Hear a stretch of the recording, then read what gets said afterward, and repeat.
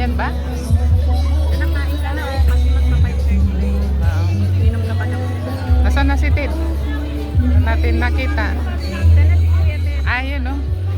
Nangamot na ng ulo.